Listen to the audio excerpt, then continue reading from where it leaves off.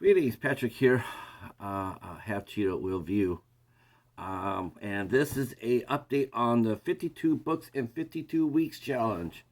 I have not posted one for a while, but I was busy. I was reading, and I got two books. We're going to do book number 9 and book number 10.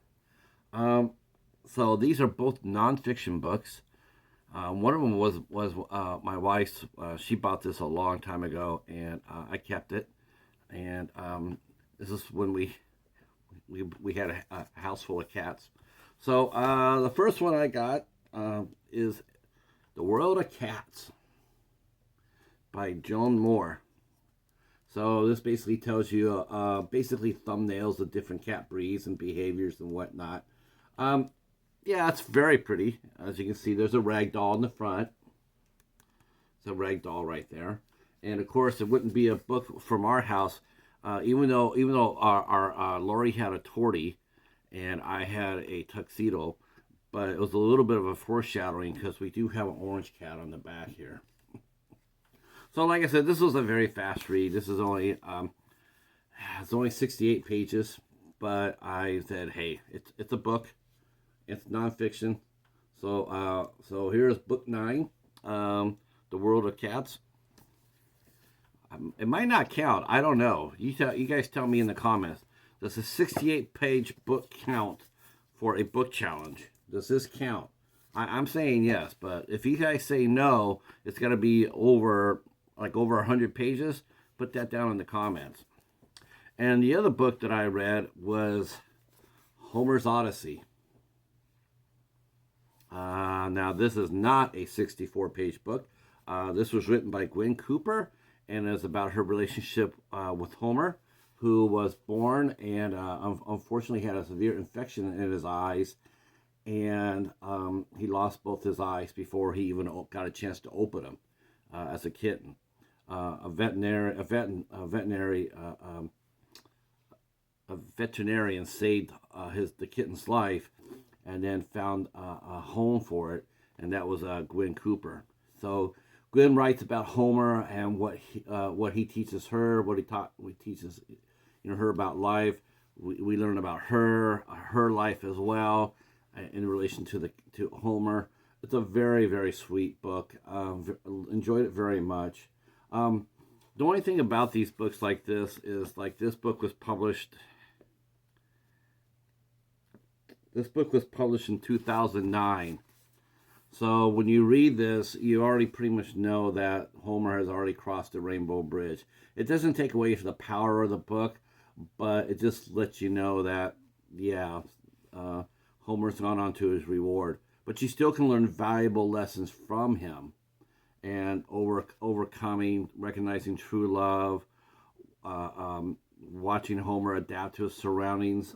He's pretty much friends with everybody. He loves people, and he's pretty fearless. No eyes. He never got a chance to see at all. Even before his eyes were open, he had lost them to infection. And of course, it is sad, and I agree with Gwen when she mentions that another week, if Homer had been found a week earlier and brought into the vet's office, his eyes could have been saved. But unfortunately, it didn't happen that way. So. But he still had a great life, and she comments about how his other senses. She refers Daredevil. She refers Daredevil. How Matt Murdock lost his eyes, but his other senses were all heightened. I thought that was actually pretty cool that she did that. I was like, all right, Gwen's got some skills. She's got some fanboy cred. So this is book 10. And this was 283 pages, and I really, really enjoyed it very much. And I think it's a great book. And I definitely recommend that. You can get that at any library.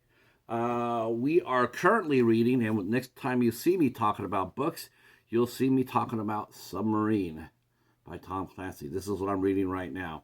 This is another nonfiction book. I know, right? Three nonfiction books in a row.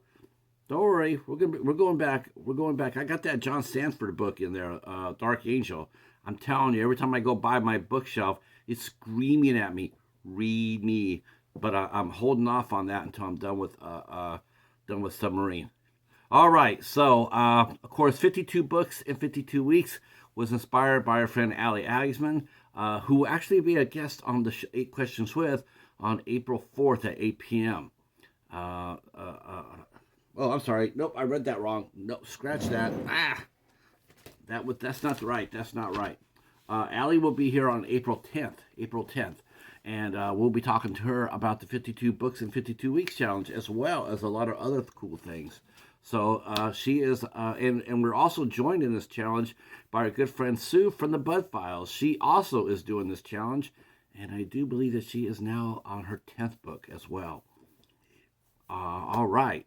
Well, thanks for watching. Let us know what you're reading. If you got a book you're reading, or you got a book that you can recommend that I read, drop it down in the comments section. I'd like to hear about it. Our library has a lot of used books. If there's something I see in the comments, I will look for that book. If I find it, I will buy it and I will read it and give you a shout out. All right, that's fun. All right, thanks so much for watching, and we will see you on the flippity flip. Peace.